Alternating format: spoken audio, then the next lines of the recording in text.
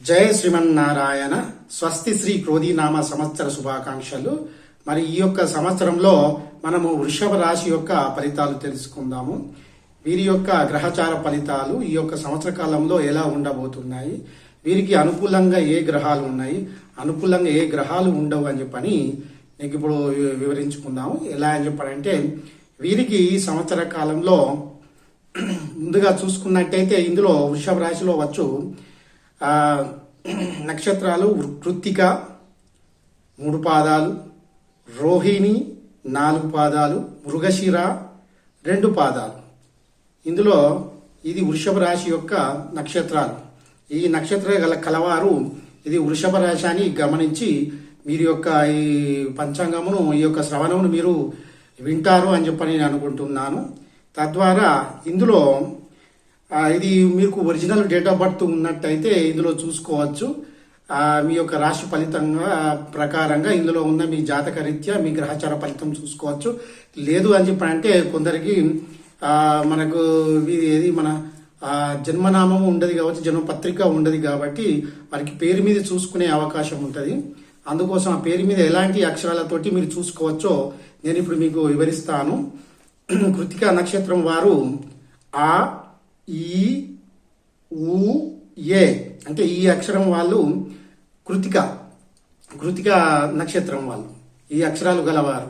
అయితే మీ పేరు ఏ అక్షరం మీద ఉందో చూసుకొని మీది కృత్తిక నక్షత్రంగా ఉందా లేదా అని చెప్పని పరిగణనలు తీసుకొని అప్పుడు ఈ యొక్క వృషభ రాశి ఫలితాలు వినండి. తద్వారా వచ్చేసి రోహిణి నక్షత్రం అని చెప్పారంటే ఇందులో ఉండి నామధేయాలు ఏమిటి అని చెప్పారంటే ఓ, వా, నీ, పు.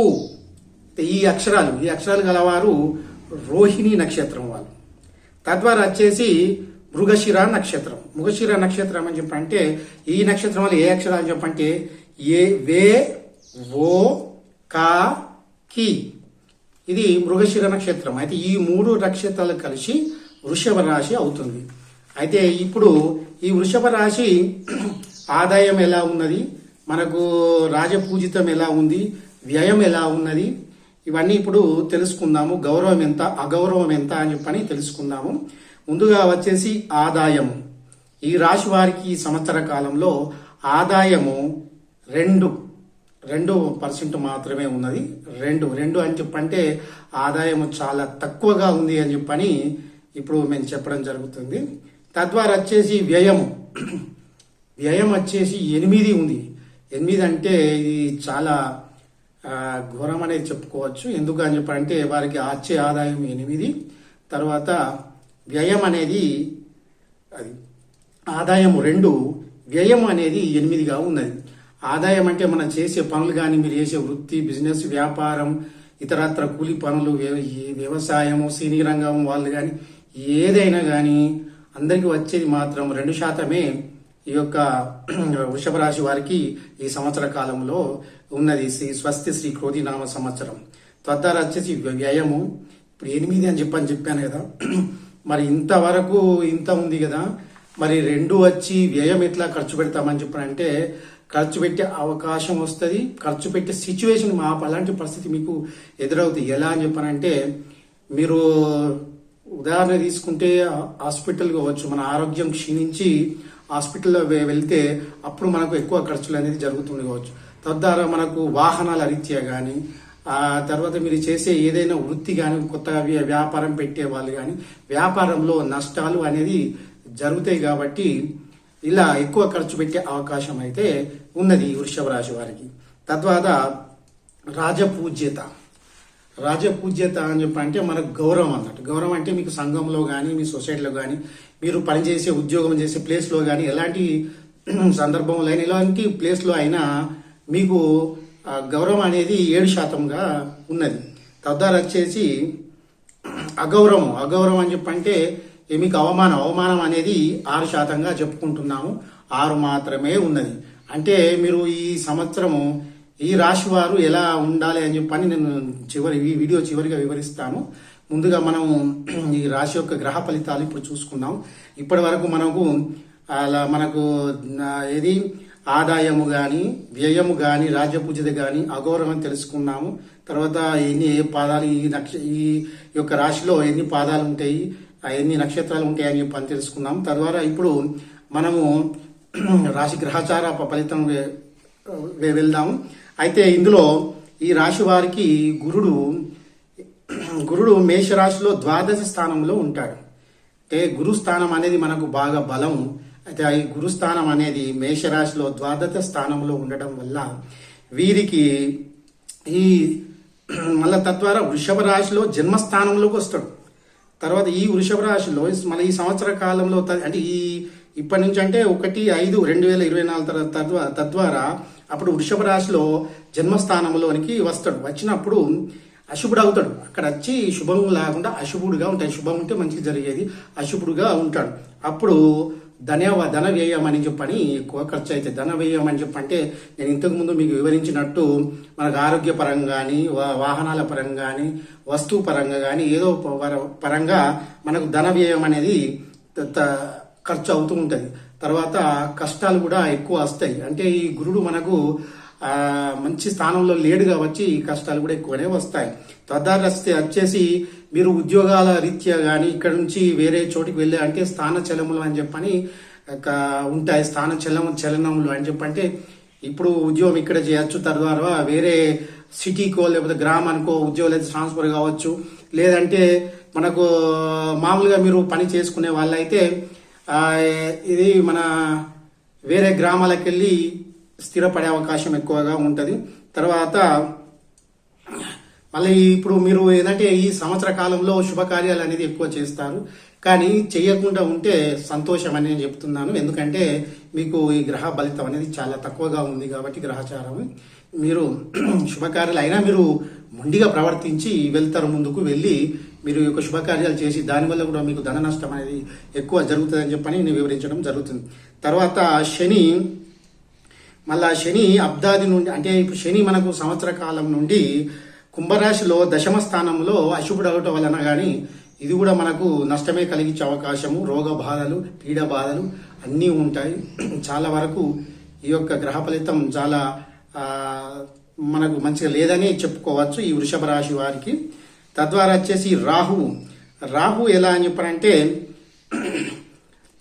ఈ సంవత్సర కాలంలో మీనరాశిలో ఏకాదశి స్థానంలో శుభుడవటం వలన ఫలలాభము, భోజనం, సౌఖ్యము. అంటే ఒక రాహు వల్ల కొద్దిగా మనకు అంటే ఇప్పుడు ఏదంటారు పొంగు మీద నీళ్లు చల్లినట్టు అని చెప్పని అంటారు కదా, ఒక నానుడి పదం ఉంది కదా. అట్లా రాహు ఈ సంవత్సర కాలంలో కొద్దిగా మనకు మంచిగా జరిగే అవకాశం అనేది ఉంటుంది. కాబట్టి మీరు ఈ యొక్క రాహు గ్రహము ఇలా ఉంది చేసుకోవచ్చా, శుభకార్యాలు చేసుకోవచ్చా, కొత్త పనులు చేసుకోవచ్చా అని చెప్పని మీరు అడగచ్చు.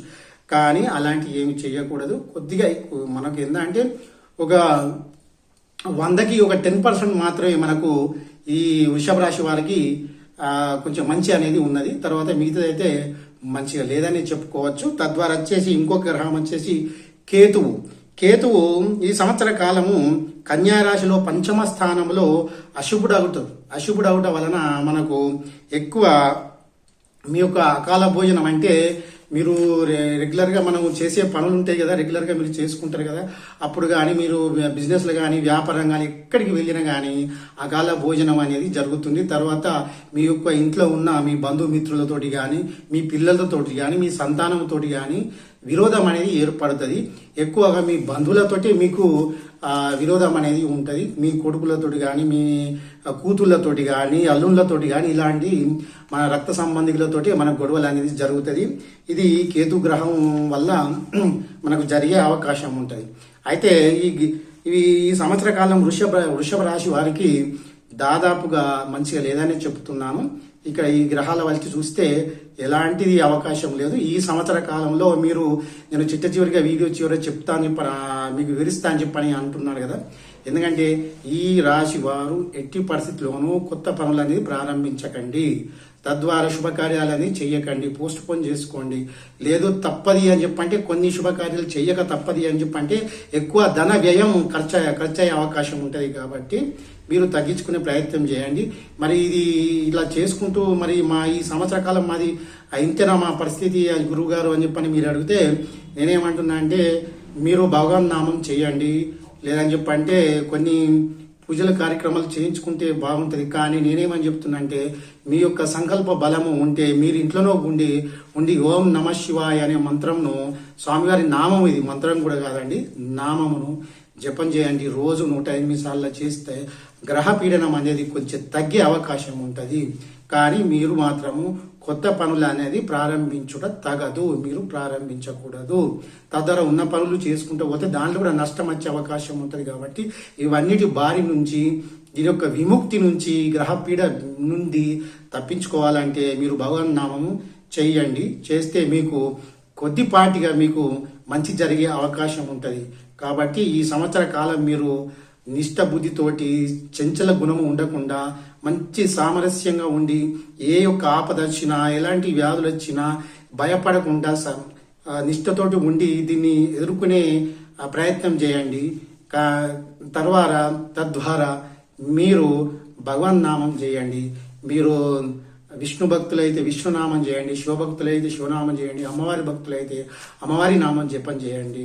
రోజు 108 సార్లు కానీ 1000 సార్లు కానీ చేస్తే ఈ సంవత్సరము మీకు మంచి జరిగే అవకాశం ఉంటుంది. ఇది నేను ఇప్పుడు మీకు ఇందులో ఎక్కువ ఒరిజినల్ డేట్ ఆఫ్ బర్త్ ఉన్న వాళ్ళు కానీ అయితేనే ఇది మీకు వర్తిస్తుంది. పేర్ల మీద కూడా చూసుకోవచ్చు మనం పుట్టినప్పుడు. ఎందుకంటే ఒక 40 నుంచి 50, 60, 70 సంవత్సరాల వాళ్ళు వారికి డేట్ ఆఫ్ బర్త్లు అనేవి పుట్టినరోజు సర్టిఫికేట్ అవన్నీ ఏమి ఉండదు. కాబట్టి మీరు పేరు మీద చూసుకొని చేసుకోవచ్చు. కాబట్టి మీరు ఇలానే చేసుకోండి. మీరు మంచి భగవన్ నామం జపం చేయండి.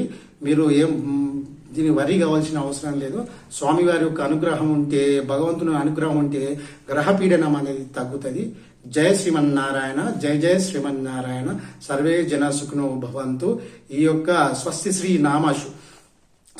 శ్రీ క్రోధీనామ సంవత్సర శుభాకాంక్షలు తెలియజేసుకుంటూ ఉగాది పర్వదినమున మీరు వింటున్నందుకు మీ అందరికి ధన్యవాదాలు. మీరు ఇంతవరకు గిట్ట మా ఛానల్ గిట్ట మీరు చూసి సబ్స్క్రైబ్ చేయకపోతే కింద ఉండే ఒక సబ్స్క్రైబ్ అనే బటన్ వస్తుంది, దాని మీద క్లిక్ చేయండి. తద్వారా బెల్ ఐకాన్ ఉంటే ఆ బెల్ మీద క్లిక్ చేయండి. తర్వాత కింద ఆల్ అని చెప్పని వస్తుంది, ఆల్ మీద క్లిక్ చేయండి. ఎందుకంటే మీకు ముందు మాకు సపోర్ట్ చేసిన వారు అవుతారు. మీకు ముందు ఇలాంటి వీడియోలు కానీ, భగవంతుని యొక్క వీడియోలు కానీ, మన పండుగల యొక్క విశిష్టత కానీ, తద్వారా మనం ఎలా ఉంటే మనకు భగవంతుని యొక్క మోక్షం పొందుతాము అని చెప్పని అలాంటి వీడియోలు ఇప్పటి వరకు కూడా చేశాము, ఇక నుంచి కూడా చేస్తాము. మీరు అన్ని చూసి మీరు ఇంట్లోనే ఉండి చూసుకుంటూ మీరు ముక్తులుగా ఉండడానికి మేము ప్రయత్నం చేస్తున్నాము. కాబట్టి మా ఛానల్ సబ్స్క్రైబ్ చేసుకోండి. జయ శ్రీమన్నారాయణ, జయ జయ శ్రీమన్నారాయణ.